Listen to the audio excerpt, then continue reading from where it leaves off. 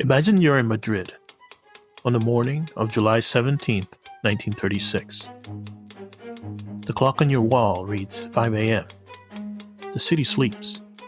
But in the army barracks across Spain, officers are already awake, checking their watches, waiting. In the Moroccan city of Melilla, a group of officers gathers in a cemetery to finalize their plans.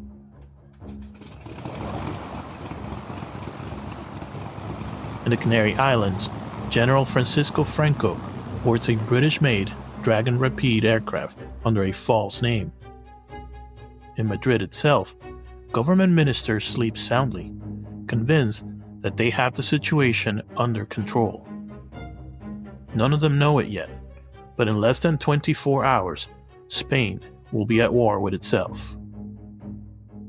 Welcome to Double Helix, Blueprint of Nations, and this is part 3 of our series on the Spanish Civil War.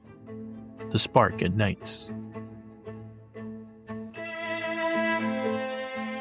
You know how they say you can't understand someone until you walk a mile in their shoes? Well, I'd argue you can't understand a nation until you've walked through its history.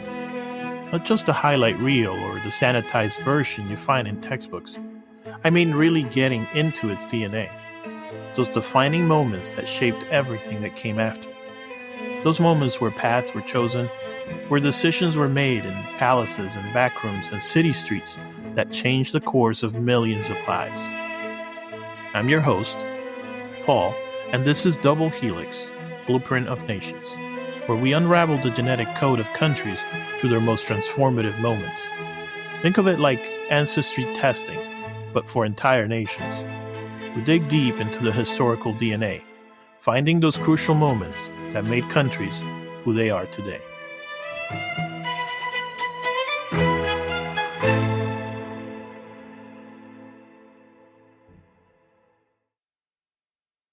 You know, studying civil wars, there's often a moment when violence becomes inevitable. When a society crosses a line, it can't uncross. For Spain, that moment came in the spring and summer of 1936. But to understand why, we need to go back a few months to an election that would seal Spain's fate. Dawn breaks over Madrid on February 16th, 1936, Election Day. The air is crisp with winter cold. But the streets are already alive with tension. In working-class Vallecas, people have been queuing since before sunrise, stamping their feet to stay warm. In the wealthy neighborhoods, chauffeur-driven cars deliver voters to the polls. Two Spains, sharing the same city, but living in different worlds. What makes this election different is something called the Popular Front. Imagine a political coalition so broad it includes everyone from middle-class shopkeepers who want moderate reform to anarchists who want to burn the whole system down. At its heart are the socialists, led by Francisco Largo Caballero. They're calling him the Spanish Lenin now. Then there are the Republicans, middle-class liberals like Manuel Azaña who want change but fear revolution.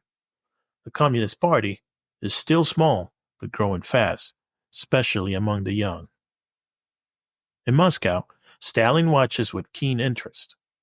Spain has become the first test of his new strategy, the idea that left-wing parties must unite to fight fascism. His agents have been quietly helping to broker this alliance, sending money through secret channels, offering advice. But most Spanish leftists care more about land reform and workers' rights than they do about international revolution. The right has its own international connections. José Antonio Primo de Rivera, leader of the fascist Falange, has been receiving funds from Mussolini since 1934. His party's blue-shirted militants fight pitched battles in the streets with socialist youth. The conservative CETA party campaigns with dire warnings about Spain becoming a Soviet satellite. Their posters show churches in flames, priests being executed, hammer and sickle flags all over Madrid. Meanwhile, in Berlin, Hitler sees opportunity. His advisors tell him Spain could be a valuable ally against France. its iron ore essential for German rearmament. The Nazi intelligence service, the Abwehr, has already established networks in major Spanish ports as agents posing as businessmen and tourists. The tension is palpable everywhere. In a small town in Toledo, there's an old man who remembers that day. His father was a railway worker, and he retells the story of the day when they went to vote as a family. As they approached the polling station, the local priest emerged. Their eyes met. The priest made the sign of the cross. His father spat on the ground. Two Spains, unable even to pass each other on the street without hostility. When the results came in, they hit Spain like an earthquake. The Popular Front wins 4.7 million votes to the right's 4 million. In Madrid's Puerta del Sol, crowds gather before the official announcement. They're singing the Internacional, waving red flags, the communist anthem. In Barcelona, workers are already breaking into prisons, freeing those arrested after the 1934 uprising. But in the wealthy neighborhood of Salamanca, the scene is very different. The writer Agustín de Foxa watches from his window as servants load trunks into cars. The exodus has begun, he writes in his diary. They're like rats, leaving a sinking ship. Within days, capital starts flowing out of Spain. The stock market plunges. Army officers begin holding secret meetings. The new government tries to restore calm. Manuel Azaña, now promoted from prime minister to president, declares the republic is not in danger. There will be no revolution, no expropriations, no collected farms. But his words fall on deaf ears. The right is convinced Spain is about to become a Soviet republic. The far left sees their victory as a mandate for revolution. And so spring turns into summer, and Spain descends into what one historian called the practice run for the Civil War. Each morning brings new and fresh violence.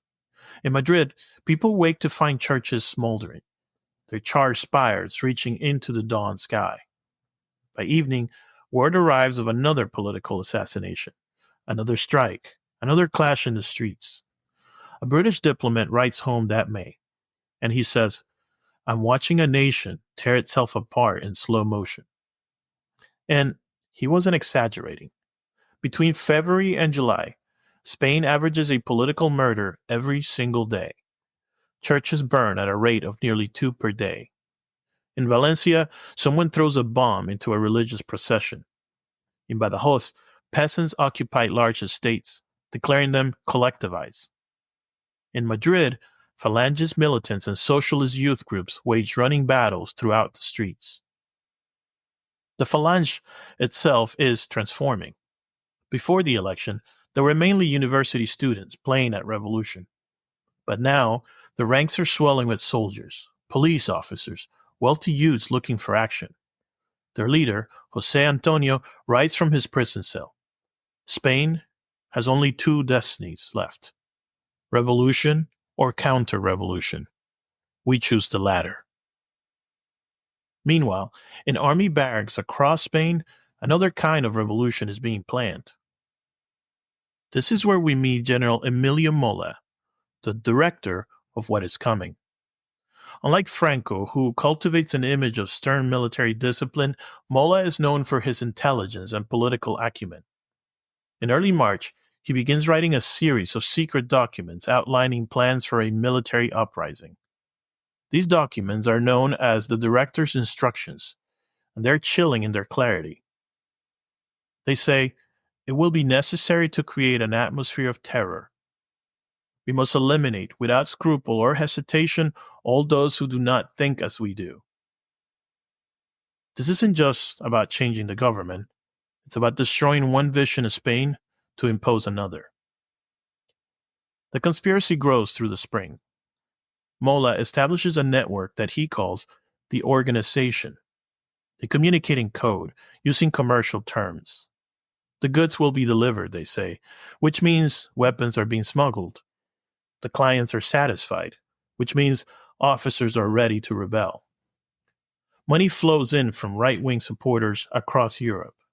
The Italian government secretly promises aid. German agents arrange weapon shipments disguised as commercial cargo. Franco, watching from his exile in the Canary Islands, stays cautiously on the sidelines, at least for now. And this is classic Franco. Careful, calculating, waiting to see which way the wind blows. When other generals press him to commit, he responds with vague promises. He wants to be sure of success before he risks his career. The government isn't entirely blind to what's coming. They transfer suspicious officers to remote posts, like Franco to the Canaries or Mola to Pamplona, Godet to the Balearics. But this backfires. It actually puts key conspirators in perfect positions to launch a nationwide uprising. And then comes July 12th, 1936, the spark that lights the powder keg. Lieutenant Jose Castillo, a Republican officer known for training leftist militias, is shot dead by right-wing extremists. His fellow officers, seeking revenge, decide to kill a prominent right-wing leader. And they choose Jose Calvo Sotelo. Sotelo was a leading right-wing voice in Parliament. At 43, brilliant and charismatic, he was convinced Spain needed authoritarian rule. In one famous speech, he declared, "Better a red Spain than a broken Spain. But give me a Spain that is both whole and white." In the early hours of July 13, a group of assault guards and socialist militants, led by Civil Guard Captain Fernando Condes, arrived at Calvo Sotelo's home. They tell him he's under arrest. He goes with them, perhaps suspecting a trap but too proud to resist. Hours later, his body is found the next morning in Madrid's Easter Cemetery, shot in the back of the head. The assassination of Calvo Sotelo changes everything. At his funeral, right-wing leader Jose Maria Gil Robles thunders, "The next corpse will be that of the government." The conservative newspaper ABC prints his entire edition with black borders. In army barracks across Spain, officers who were hesitating about joining the conspiracy finally make up their mind. And this is when Franco finally commits. He sends a cryptic telegram, "Glory to the Immaculate One," which is the signal that he's in. And so on July 17, he boards that Dragon Rapide aircraft, paid for by right-wing supporters in London, and flies to Morocco to take command of Spain's most effective fighting force, the Army of Africa. The same day, the garrison in Melilla rises up ahead of schedule. The conspiracy has been discovered, and they have to act fast. By nightfall, the Spanish Foreign Legion and Moroccan Regulares control most of Spanish Morocco. The next morning, garrisons across Spain begin to rebel. But something unexpected happens. The coup, which was meant to be quick and decisive, meets fierce resistance. In Madrid, Barcelona, Valencia, and other major cities, workers' organizations immediately declare a general strike. They storm gun shops, they distribute weapons, and they set up barricades. The government, finally shaking out of its complacency, begins arming worker militias. Spain fractures along lines that had been drawn over centuries. The industrialized north, except for Navarre, the Mediterranean coast, and the central region around Madrid remain loyal to the Republic. The agricultural north and west, along with much of Andalusia, fall to the rebels. The writer, Jose Maria Perman, captures the moment perfectly.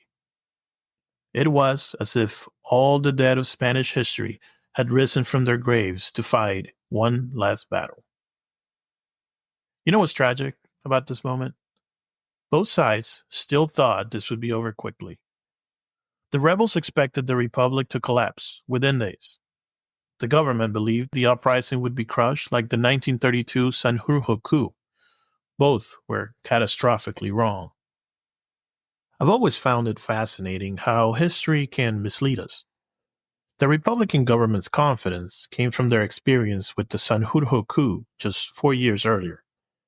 In August 1932, General José Sanjurjo, nicknamed the Lion of the Rif for his victories in Morocco, had attempted a similar military uprising. The parallels seemed obvious. Like Mola's conspiracy in 1936, Sanjurjo had planned to coordinate simultaneous risings in various cities. Like Franco, he commanded enormous prestige within the army. And like the 1936 plotters, he claimed he was saving Spain from chaos and revolution. But the 1932 coup was almost comically inept. Sanjurjo's manifesto, declaring himself Captain General of Spain, was printed too early and discovered by police.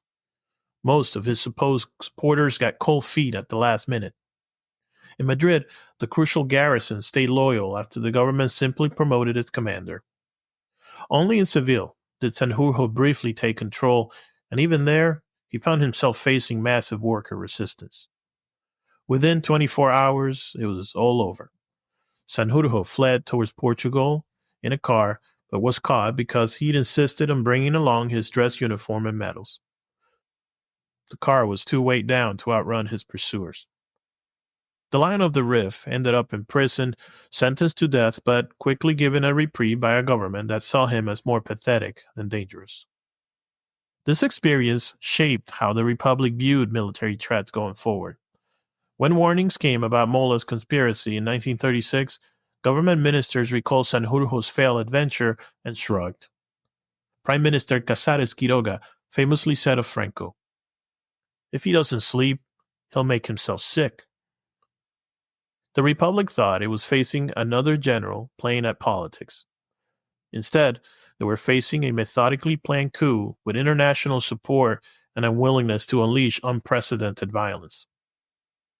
Ironically, Sanjurjo himself was supposed to lead the 1936 uprising, but he died in a plane crash in Portugal on his way to take command. The aircraft was overloaded, again, with his dress uniforms. His death left space for Franco to eventually take control of the rebel cause. Sometimes history doesn't just mislead, it comes with a brutal sense of irony. There is another key reason why 1936 wasn't 1932. Of course, we know that the Sanjurjo coup had been poorly planned, poorly coordinated, and lacked the international support needed. But this time, things were different. When Franco landed in Morocco, he found German and Italian help already waiting. Hitler had sent 20 Junkers 52 transport planes, disguised as civilian aircraft, to create history's first major military airlift. Without these planes, Franco's Army of Africa might have remained stranded in Morocco, unable to cross the straits where Republican warships waited. The Italian contribution was even more immediate. Mussolini sent 9 bombers and transport aircraft, complete with crews. Within days, Italian planes were bombing Republican ships in the Straits of Gibraltar, clearing the way for Franco's troops to cross. By July 20th, it is clear the coup has both succeeded and failed. It has succeeded in splitting Spain in two, but failed to achieve its primary objective, a quick takeover of power. As one rebel officer grimly tells his men, "We wanted a surgical operation, but we're going to get a long and bloody war instead." Let me leave you with one final scene that captures everything about this moment. In the city of Burgos, which has fallen to the rebels, a group of workers has been lined up against a wall for execution. The local rebel commander asks if anyone wants to confess their sins before dying. One worker steps forward and says, "Yes, I confess that we trusted too much in your word of honor as soldiers." Those words would echo through the war to come. Trust was dead in Spain. The time for words was over. The time for bullets had begun. Standing in Spain today, you can still feel the echoes of these moments. When Catalans push for independence, when Basques demand more autonomy, when arguments break out over removing Franco's remains from the Valley of the Fallen, it all traces back to these days in July 1936. The coup created what Spaniards call the two Spains. Not just two sides in a war, but two completely different visions of what Spain should be, or is. Conservative and progressive, centralist and regionalist, traditional and modern. These divisions weren't created by the coup, of course, as we've discussed, but they were frozen into place by what followed. In many ways, modern Spanish politics is still a conversation about which of these visions will ultimately prevail. Next time, on Double Helix, as Spain divides between nationalists and Republicans, a wave of terror sweeps both zones. In nationalist territory, generals promise to purify Spain through violence. In Republican areas, revolutionary justice leads to church burnings and revenge killings. We'll see how a political conflict became a crusade, and how both sides convinced themselves that the only solution was the complete destruction of the other. Until then, thank you for listening, and we will see you soon.